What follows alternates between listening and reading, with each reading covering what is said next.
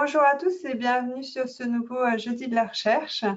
Ce jeudi de la recherche sera un mardi de chercheur, donc c'est Claudie Bouffort du CHU de Rennes. Donc Claudie Bouffort est infirmière au CHU de Rennes qui va vous présenter son projet de recherche, l'étude MODUPA, donc sur l'auto-hypnose et la douleur induite lors des soins du pansement du patient amputé. Je prends juste la parole quelques minutes pour vous expliquer comment le webinaire fonctionne. Donc, je coordonne le réseau recherche paramédicale du GRC Grand Ouest et du coup, je vous présente ce jeudi de la recherche. Voilà, si vous voulez en savoir plus sur Claudie Bouffort, vous pouvez retrouver tout son profil de chercheur sur la carte interactive du réseau larechercheparamédicale.fr, carte interactive. Vous participez au webinaire en lecture seule, c'est-à-dire que vous n'avez pas accès au micro, vous ne pouvez pas prendre la parole. Par contre, il y a une zone chatée dans l'outil du webinaire qui vous permet de poser des questions. Vous pouvez poser vos questions au fur et à mesure de la présentation et je les retranscrirai à Claudie Bouffort à la fin de son intervention. Le webinaire est enregistré et l'enregistrement sera diffusé sur YouTube. Si vous prenez la parole, vous nous donnez l'autorisation de diffuser l'enregistrement et toutes les informations que vous donnerez sur l'enregistrement sur YouTube. Vous avez dans les documents à distribuer le document d'enregistrement vidéo d'autorisation. Voilà, je prends la parole pas plus longtemps. Je vais donner la parole maintenant à Claudie Bouffort qui va vous présenter le sujet que vous attendez tous. Là, montrer mon écran. Voilà, c'est bon, là tout le monde voit. Voilà, on voit ton écran. D'accord, eh bien super. Bonjour à toutes et à tous, je m'appelle Claudie Bouffort, je suis infirmière au CHU de Rennes. Je travaille en chirurgie vasculaire dans le service d'hospitalisation et également à la consultation pansement vasculaire.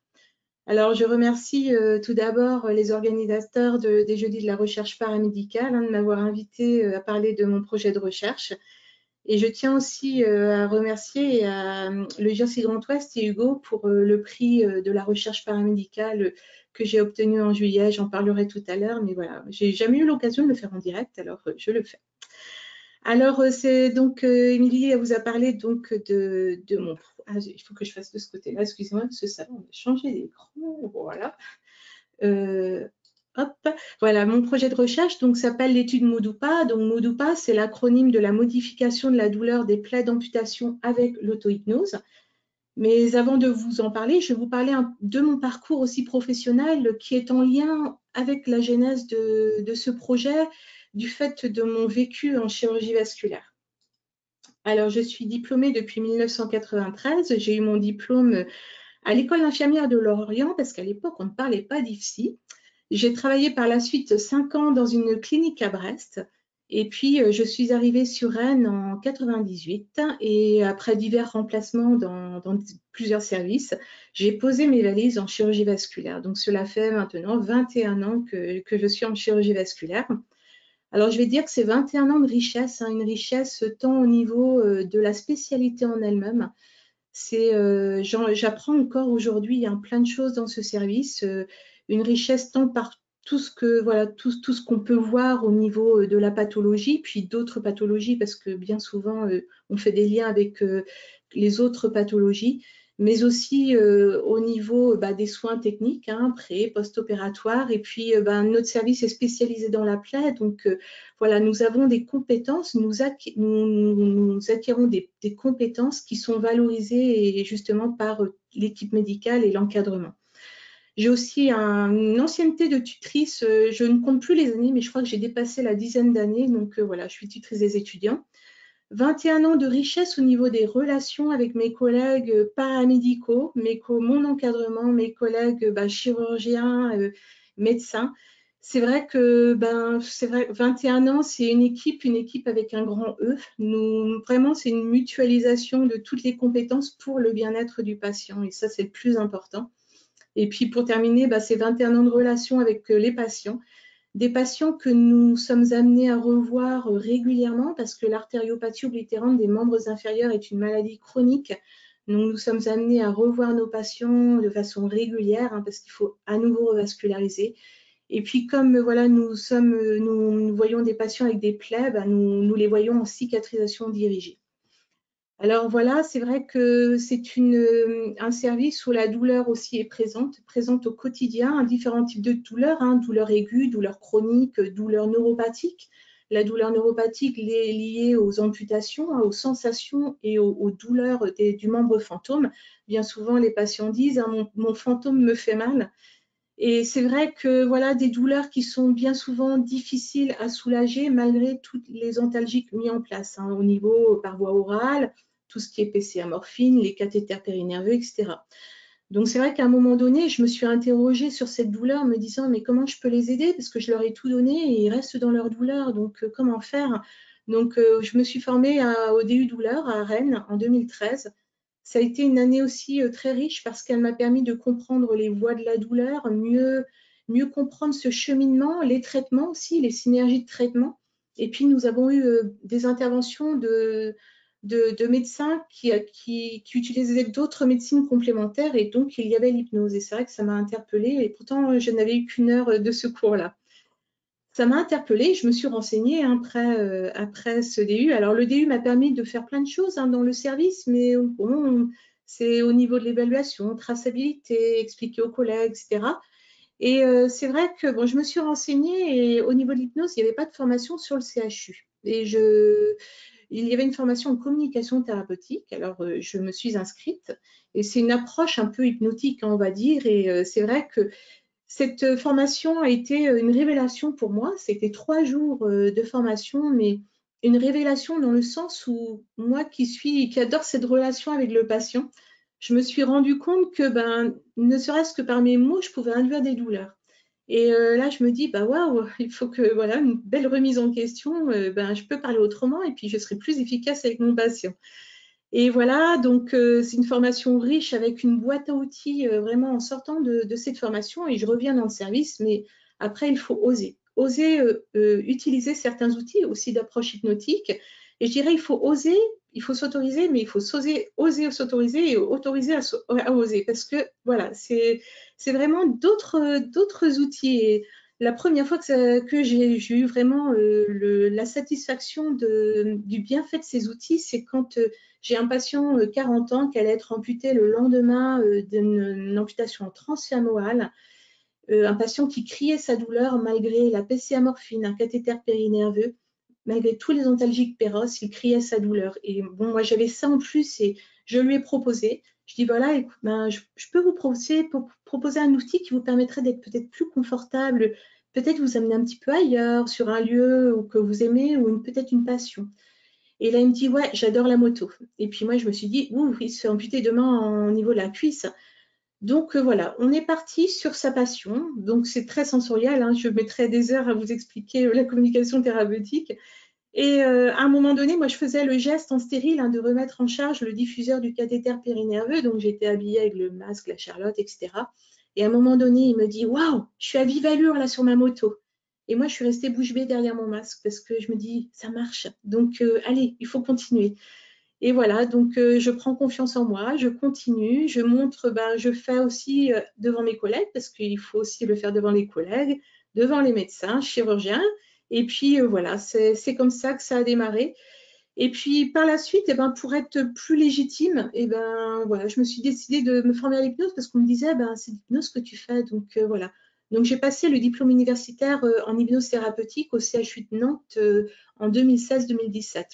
Entre-temps, j'ai monté avec une collègue et sous couvert d'un médecin anesthésiste qui était formé aussi à la communication thérapeutique, des ateliers de communication thérapeutique, parce que ma collègue et moi, on s'est aperçu qu'on était tous dans la même problématique parfois en sortant de la formation.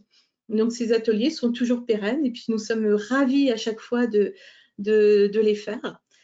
Alors, la pratique de l'hypnose et de la communication communication thérapeutique dans le service, c'est au quotidien, on va dire. Communication thérapeutique, c'est passé dans mon langage inconscient, on va dire. Et les hypnoses formelles avec accord du patient, hein, bien sûr. Et puis, l'objectif, c'est de le rendre autonome dans sa pratique pour que justement, il puisse se gérer au quotidien parce qu'il vit ce soin de façon quotidienne. Et puis voilà, nous sommes amenés aussi avec ma collègue à aller dans d'autres services du pôle cœur poumon vaisseau du CHU de Rennes, où voilà, par demande de médecins, hein, c'est vrai qu'on demande ces compétences, donc nous sommes ravis de le faire, mais pour l'instant nous n'avons pas de temps dédié, donc mais c'est tout le temps avec joie que nous y allons. Après, je vous ai mis, voilà, donc c'est vrai que ben voilà, j'acquiers des connaissances, des compétences, donc on me demande de présenter des sujets aux différents congrès, donc souvent liés à la communication thérapeutique, à l'hypnose. Donc voilà, je vous ai mis quelques congrès. Et puis là, depuis cette année, donc je suis intervenante au diplôme universitaire sur les plaies et cicatrisations, sur la communication thérapeutique et l'image corporelle. Et je fais partie de ce jury cette année. Alors, sur la genèse, en fait, du projet, je vais dire que tout commence à partir de mon mémoire de DU Hypnose, parce que vraiment, tout part de là. Lors du DU Hypnose, pour valider ce DU, il fallait faire un mémoire. La volonté des formateurs, c'était un travail de terrain, donc c'est vrai que c'était vraiment un gros travail. Et c'était un travail de recherche qualitative. Donc, il y avait la rédaction de ce mémoire et la soutenance de ce mémoire. Donc, je l'ai fait et c'est vrai que, bon, suite voilà, à l'obtention de ce diplôme, c'est vrai, je me disais, ah, bah, il va rester au fond d'un tiroir ou au fond d'un placard. C'est dommage de ne pas le mettre en valeur. Donc, j'avais déjà, je vais parler des appels d'offres au Corresp, mais j'avais déjà fait un premier appel d'offres en 2018 et j'avais eu l'opportunité de rencontrer Mme Boissard, qui est directrice des soins et responsable de la recherche paramédicale. Et elle m'a invitée, en fait, à parler, à communiquer aux Journées françaises de la recherche en soins. Et donc, je me suis mise en lien avec les organisateurs et ils m'ont proposé de faire un poster. Donc, j'étais très contente parce que ça mettait en avant tout le travail fait pendant ce DU hypnose. Et donc, vous voyez le titre, hein, quand l'hypnose adoucit le vécu douloureux du patient amputé sur son chemin de cicatrisation. Donc, voilà, c'est les bienfaits de l'hypnose dans la gestion de la douleur et de l'anxiété. Et puis, la possibilité de rendre autonome le patient dans la gestion de ses soins au quotidien. Et puis, voilà, donc j'étais très contente. Je n'avais jamais fait de poster, mais j'étais assez à l'aise avec l'outil PowerPoint. Donc, puis je connaissais bien mon sujet. Donc, voilà, j'étais très contente de pouvoir montrer aussi voilà, ce que j'avais fait et puis de montrer que, voilà, le poster. Alors, par la suite, le cheminement, ben, j'avais fait déjà un premier appel d'offres au Corresp. Donc, le Corresp, c'est le comité de recherche en soins paramédicaux au niveau du CHU de Rennes. Je n'avais pas été retenue parce que mon projet était trop vaste, il n'était pas assez concis. Ça partait un peu dans tous les sens. Donc, j'ai pu rencontrer Mme Perron, qui est directrice des soins, qui m'a expliqué en fait tout ça, que voilà, c'est que dans comment faire, comment le refaire est mieux en fait, et en précisant plus justement mon sujet. Donc, j'ai fait un nouvel appel d'offres en 2020 et voilà, la présélection des projets était en novembre. Donc, je vous ai mis le titre voilà, qui est là. C'était donc le titre envisagé, étude sur l'effet de l'auto-hypnose sur la douleur induite lors des soins de pansement et sur la qualité de vie du patient amputé en transmétatarsienne d'un ou de plusieurs orteils. Parce que voilà, c'est vrai que bon, les douleurs, que ce soit un ou plusieurs, c'est vrai que c'est des douleurs qui se ressemblent et ça permet d'avoir un panel de patients plus important aussi. Donc, j'ai été pas mal en lien avec justement donc, Mme Perron, après Mme Boissard, qui m'a permis aussi de bien centrer le sujet et qui m'a bien aussi guidée justement dans la rédaction de cet appel d'offres et du projet par la suite. Le dossier était à rédiger donc 2 mois après. Donc l'appel d'offres, la réponse de novembre, et puis il fallait faire le projet rédigé pour janvier. On a eu 3 semaines de plus.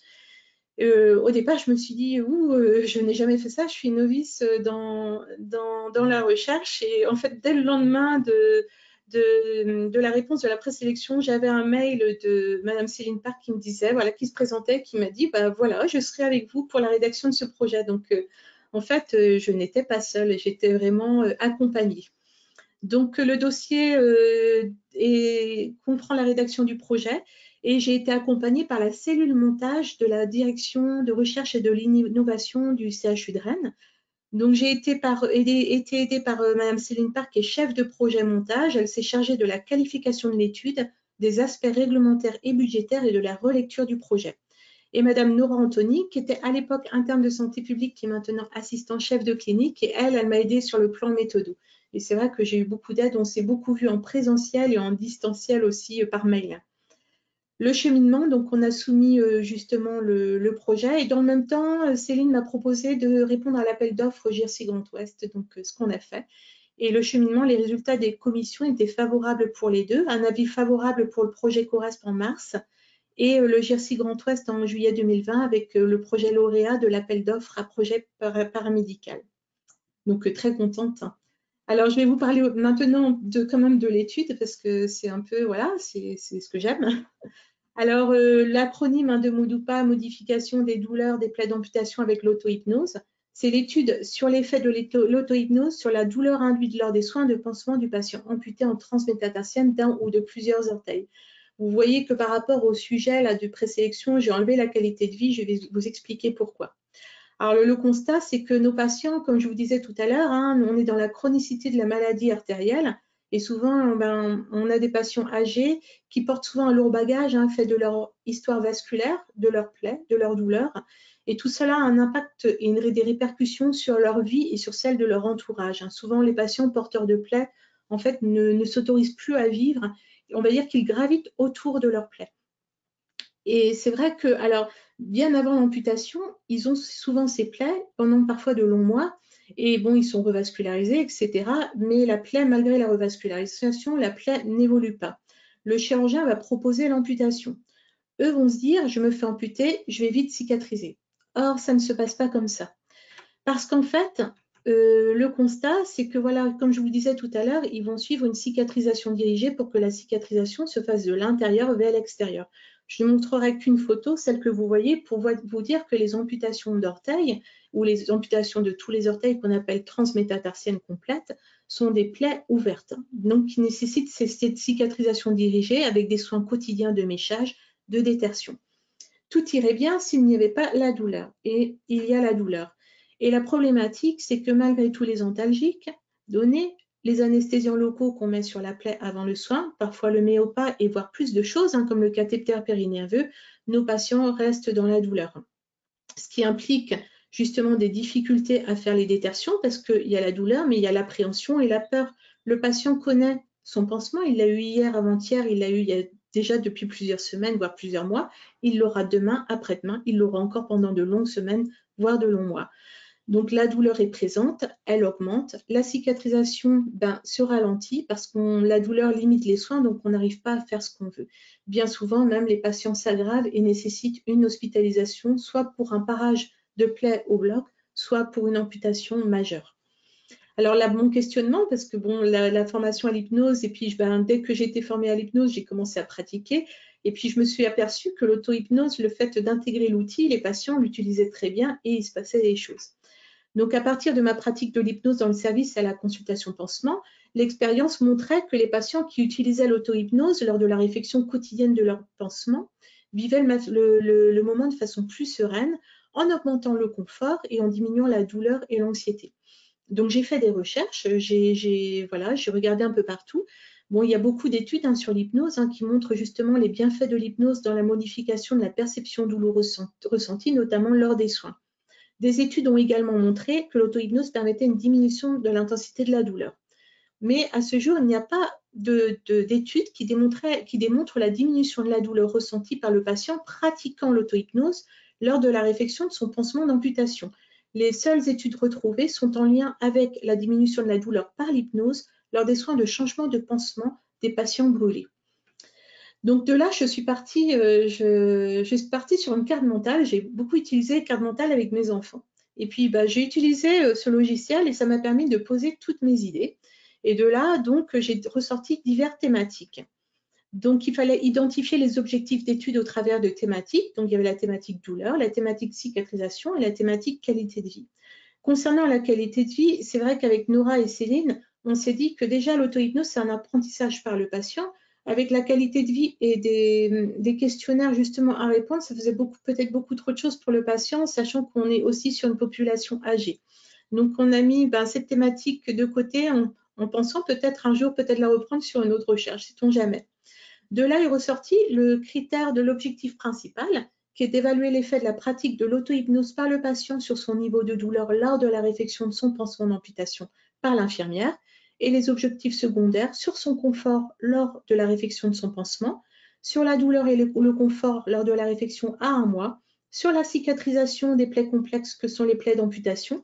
Le patient est moins douloureux, plus confortable, la détection de la plaie est plus efficace, ce qui favoriserait la cicatrisation, et sur la durée des soins.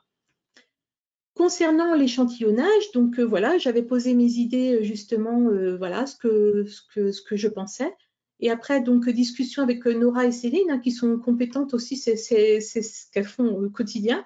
Donc, on a établi voilà, les critères d'inclusion. Donc, voilà, je ne vais pas vous les citer, mais c'est juste pour vous montrer les critères de non-inclusion et les critères d'exclusion. Les critères d'exclusion, c'était le patient qui s'aggrave et qui nécessitait à nouveau un geste de revascularisation ou un geste d'amputation. Après, voilà, sur les troubles cognitifs, mais en hypnose, c'est vrai qu'on a des contre-indications aussi à l'hypnose. Voilà. Donc, je n'ai pas tout parce que je vois que le temps passe, il ne me reste plus beaucoup de temps. Et pour le déroulement de l'étude, donc voilà, c'était la 3e phase. Et sur la 3e phase, alors c'était aussi trouver le nombre de patients par groupe, parce que j'ai un groupe expérimental et un groupe contrôle. Et donc, en ayant les différents chiffres à l'année, le nombre d'amputations à l'année, c'est vrai qu'on a à peu près 85 amputations par an. Donc, et sachant que dans ces personnes, il peut y avoir des gens qui ont nécessité une autre amputation. Donc, on ne pouvait pas prendre un grand échantillon par groupe. Donc, nous sommes à 22 patients par groupe. Donc là, dans la recherche, on met par bras. Et la randomisation, en fait, le tirage au sort est fait de façon au hasard et aléatoire. Donc, voilà, c'est un logiciel qui va s'en occuper avec un biostatisticien. Sur la durée totale de l'étude, c'est 25 mois avec une période d'inclusion à 18 mois. Voilà, donc les résultats attendus, c'est pour le patient qui vit ce soin de façon quotidienne, les bénéfices attendus sont une diminution de la douleur ressentie lors de la réflexion de son pansement d'amputation, ainsi qu'une amélioration de son confort. Et surtout, l'objectif, c'est qu'il garde de ce soin un souvenir agréable de manière à vivre le soin du lendemain de la même façon, sans douleur mémorisée, sans douleur anticipée, juste un bon moment de soin. Voilà, et puis un autre bénéfice attendu, c'est une évolution favorable de la cicatrisation, parce qu'un patient moins douloureux et plus confortable, on permet de faire un pansement plus efficace. Voilà, sur le plan collectif, c'est de pouvoir justement proposer au patient, dès qu'il est d'accord, justement l'auto-hypnose. Voilà, alors dans mes forces et mes faiblesses, alors sur le poster, comme je vous le disais tout à l'heure, la facilité d'utilisation du PowerPoint, je connaissais l'outil, j'avais une formation et c'est vrai qu'avec les différentes présentations que je fais, c'est un outil que j'ai en main. La connaissance de mon sujet par rapport au mémoire. Après, j'ai eu l'aide à la relecture par ma cadre de l'époque, Mme Foucret, et les chirurgiens du service, monsieur Dr Cardon et Dr Kaladji. Pour la méthodologie de la recherche, je n'avais vraiment pas beaucoup de connaissances sur la façon de construire le dossier, mais voilà, comme je mène, nous ne sommes pas seuls et c'est vrai que ça, c'est vraiment très agréable. Mes personnes ressources ont été Mme Boissard, qui est directrice des ressources, directrice des soins et responsable de la recherche paramédicale. Elle m'a permis de structurer mes idées par son expertise et c'est vrai que c'est très important. La direction de recherche en soins qui m'a beaucoup aidée, surtout Nora et Céline, que je remercie encore. Mon encadrement, mes cadres, parce que bon, j'ai Mme Foucret qui est partie, mais j'ai actuellement Mme Nouvelle et elle me soutient entièrement. Mme Perron qui m'avait aidée tout au début aussi et qui me soutient. Et puis mes cadres supérieurs, Mme Breton qui est partie, Mme Tardivel qui l'a remplacée. L'équipe médicale du service et le soutien inconditionnel de mes collègues parce que sans eux, j'ai vraiment tout leur soutien et c'est vrai que rien ne serait possible sans eux. Mes collègues paramédicaux, médicaux. Ma famille, qui est très importante parce que le montage du dossier a demandé quand même beaucoup de temps personnel. Et c'est vrai que je suis très soutenue de ce côté-là. À côté, j'ai fait une journée d'initiation à la recherche, donc qui m'a beaucoup aidée. Et puis, les apports de la recherche, c'est la valorisation des constats faits au sein du service, rendre le patient acteur qu'il utilise ses propres ressources pour mieux vivre les soins au quotidien. C'est la valorisation de l'hypnose, hein, parce que voilà, l'hypnose a tendance vraiment à diffuser partout et c'est très, très bien. De belles rencontres, tant au niveau des patients soignants, mais aussi de la direction de... J'ai fait une erreur, c'est de recherche et de l'innovation. la fierté d'être le projet lauréat de la recherche paramédicale, avec une reconnaissance pour toute l'équipe, pas simplement moi, hein, c'est un travail d'équipe sur ce projet et du travail engagé. Et puis aujourd'hui, je vais dire que c'est une attente patiente parce qu'il y a la crise Covid, donc il y a une pause sur les projets et priorité aux recherches Covid, ce qui est normal. Et puis mon service qui a été quand même impacté depuis 1 an parce qu'on a changé de spécialité pendant 2 mois l'année dernière. Et en début d'année, c'est vrai que pendant 2-3 mois, nous étions à moitié de service vasculaire et l'autre moitié de service, une autre spécialité. Donc, je n'aurais pas pu mener confortablement aussi une recherche à ce moment-là. Les interrogations, c'est la reprise, quand, et puis surtout, un de mes questionnements, souplesse et disponibilité pour s'assurer de la prise en charge des patients conforme aux attentes de la randomisation, parce que c'est être présente au bon moment, sachant que c'est un logiciel qui choisit de façon, je mets au hasard et de façon aléatoire, c'est voilà, est-ce que je vais être là ce jour-là? Mais écoutez, je vous remercie, j'aurais bien voulu vous en dire plus, mais j'ai débordé. Merci. Alors, Merci beaucoup pour ton intervention, c'était très, très intéressant. C'est vrai que le temps est très contraint, on essaie de rester sur un format court, mais voilà, du coup, ça peut, voilà, c'est assez contraint, mais n'hésitez pas si vous avez des questions, on va prendre 5 petites minutes peut-être pour répondre aux questions que vous pourriez avoir, n'hésitez pas, et puis après, enfin, si on va aller un petit peu plus loin et prendre un petit peu plus de temps, on peut aussi échanger les coordonnées téléphoniques et puis ensuite reprendre du temps pour discuter en off de ce webinaire. Donc, n'hésitez pas, j'attends vos questions et je les retransmets quand vous le souhaitez. En tout cas, merci beaucoup pour ta présentation. En fait, tu soulignes beaucoup dans ta présentation l'importance de travailler de façon pluriprofessionnelle, j'ai envie de dire, c'est-à-dire tu t'es aidé des médecins, de la direction des soins, de la direction de recherche. Et je crois que c'est une clé en fait au succès. De parler de son projet, de le discuter, d'avoir plusieurs avis. J'imagine, alors que, parce que tu nous as pas mal parlé des choix, des critères d'évaluation, du fait qu'au départ, tu avais un projet qui était très étendu et que tu as recentré pour une deuxième présentation. Et j'imagine que ça a dû jouer aussi sur ce choix de critères, sur ce choix d'objectifs. Est-ce que justement, le fait que tu aies travaillé de façon pluriprofessionnelle, ça t'a aidé pour faire ces choix-là, ou la biblio peut-être? Non, mais tout à fait. C'est vrai que au départ, étant formée à l'hypnose, j'avais plein d'idées, hein, et je me suis aperçue que penser trop large, j'allais me perdre en fait. Donc, il fallait vraiment bien cibler le sujet. Et c'est vrai qu'après, l'auto-hypnose est quand même le rendre le patient acteur, et l'auto-hypnose, c'est comme novateur aussi. Donc, c'était vraiment aider le patient. Et bon, ça intéressait beaucoup aussi quand j'en ai discuté avec Mme Perron, Mme Boissard. C'est vrai que voilà, ça les intéressait. Et moi aussi, parce que l'objectif de ma formation en hypnose, c'est de rendre les patients autonomes aussi. Donc, j'étais très contente justement de pouvoir développer ce sujet-là. Après, c'est vrai qu'elles m'ont aidée par leur expertise, par leur expérience aussi, parce que moi, étant novice vraiment dans la recherche, c'est vrai qu'elles m'ont aidée vraiment à structurer mes idées, parce que justement pour mieux les affiner. Et ça, c'était très important, parce que je n'aurais pas pu le faire sans elles, je pense. Et Céline et Nora, qui sont à la direction du montage, et Nora, qui est maintenant assistante chef de clinique, c'est vrai qu'elles ont été là au quotidien, et c'est vrai qu'on a beaucoup échangé par mail. On s'est vu aussi en présentiel, parce que c'était avant la crise Covid. Donc, c'est vrai qu'on a passé beaucoup de temps, justement. Parfois, c'était sur des phrases, c'était sur vraiment, c'était très précis, mais on ne se voyait pas beaucoup, mais on avançait comme ça petit à petit.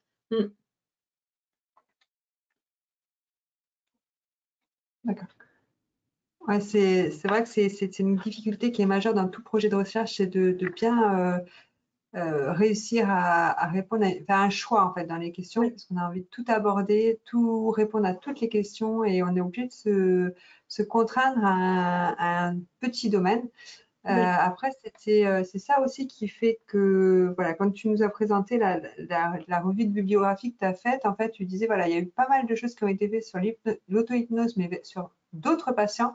Et là, le rapporter, en fait, à ces patients, voilà, on comprend bien, en fait, cette notion de niche et de questions vraiment précises pour un projet de recherche. Donc, Oui, tout c'est à vrai que fait. c'est difficile de faire. Et c'est vrai que au départ, quand je voyais sur la qualité de vie, c'est vrai que c'est quelque chose, je vois un patient qui s'approprie l'outil et justement va avoir, même eux, dans le retour, ils le disent bien, j'ai vraiment ma qualité de vie est quand même différente, je vis mieux les choses, donc du coup, dans la journée, je peux faire plus de choses. Donc, c'est clair pour moi, il y a un impact sur la qualité de vie, mais l'intégrer dans la recherche, ça impliquait tellement de choses en plus, puis voilà, je m'étais renseignée, je regardais, il y a des questionnaires sur, je crois que c'est SF32, je crois, c'est un questionnaire que les patients justement doivent remplir, mais c'est vrai que je me disais, mais encore un outil pour eux, ça va peut-être faire beaucoup pour mes patients, parce que déjà, il y a l'apprentissage de l'auto-hypnose, ça faisait beaucoup de choses pour eux tout seuls, donc bon, il fallait faire des choix de toute manière. Ça sera peut-être l'objet d'un prochain projet de recherche, en fait, de se Pourquoi concentrer sur, pas. sur C'est la vrai, qualité de vie, parce que ça peut c'est être vrai. aussi un autre point de vue, une autre façon de faire. Mm. Et vous n'avez pas de questions? J'ai pas de questions qui s'affichent. Vous êtes, ça a complètement répondu à toutes vos interrogations. Il y a peut-être dans les personnes qui écoutent, des personnes qui se posent des questions pour développer ce type de recherche dans les établissements. Ça peut être intéressant d'en discuter si, voilà, si vous avez des questions sur comment, parce que là, pour l'instant, c'est une étude du coup qui est faite que sur du coup un seul établissement, mais on pourrait très bien imaginer peut-être, enfin je sais pas, est-ce que tu penses que ça pourrait être imaginé de faire après peut-être un autre projet de recherche, mais en multicentrique avec plusieurs établissements, essayer d'agrandir? Pourquoi pas, hein. C'est vrai que moi, je me suis basée sur la chirurgie vasculaire et la consultation pansement. Après, c'est vrai que je me suis renseignée avec les collègues chirurgiens et c'est vrai que bon, déjà sur les consultations de pansement vasculaire, il fallait qu'on voit s'il y en avait d'autres ailleurs, comment ça se passait. Et c'est vrai que voilà, on sait qu'il n'y a pas de consultation de pansement vasculaire. Par exemple, sur Nantes, on ne sait pas trop comment ça fonctionne, mais c'est vrai qu'il faudra aller voir comment ça se passe ailleurs et voir si c'est possible et s'il y a des soignants formés à l'hypnose et qui utilisent aussi justement, qui donnent l'outil à leurs patients pour qu'ils puissent se gérer au quotidien. Et pourquoi pas faire une étude multicentrique, oui. À la suite de celle-ci, voilà, donc commencer, voilà, c'était intéressant de commencer, de débuter avec un premier de recherche peut-être monocentrique et puis après coup ouvrir. Donc si vous êtes formé à l'auto-hypnose, n'hésitez pas à vous faire connaître. Ça peut permettre des collaborations et d'autres projets. C'est vrai. Alors, il n'y a aucune question. Je suis assez surprise parce qu'on on était très Je nombreux. les ai endormis. Je pense pas, c'était intéressant. Bon, c'est peut-être que voilà, il y a pas de questions tout de suite. Ça a répondu à toutes les interrogations. Voilà, on va pas faire durer si vous n'avez pas de questions. En tout cas, moi, je l'ai trouvé très intéressant. N'hésite pas à nous faire savoir, voilà, quand le projet reprend, Oui, connaître un petit peu comment ça se passe, comment ça oui, s'organise, s'il y a des difficultés, peut-être que voilà, l'ensemble des participants attendent de savoir comment ça va se passer, d'avoir les premiers résultats. Tu espères en d'accord. fait à partir de la reprise combien de temps d'inclusion? Vous avez prévu combien de 18 mois. 18 mois d'inclusion, puis après il y a l'analyse des résultats, donc Voilà. Donc, un ouais, c'est un chouette projet travail. qui, c'est 25 mois, je crois. Ouais. 25 mois de travail. Oui. C'est enfin, super, c'est un super projet.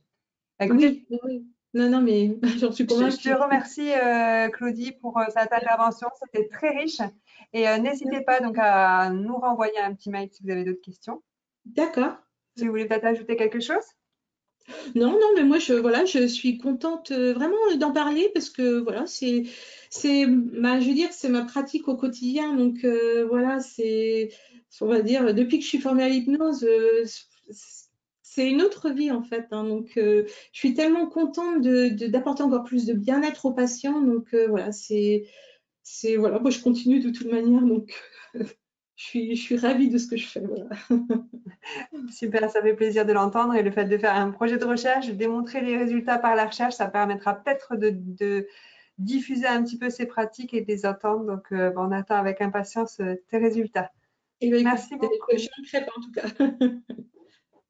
Merci, on va conclure et du coup, je vous donne rendez-vous le prochain jeudi de la recherche, c'est jeudi 1er juillet.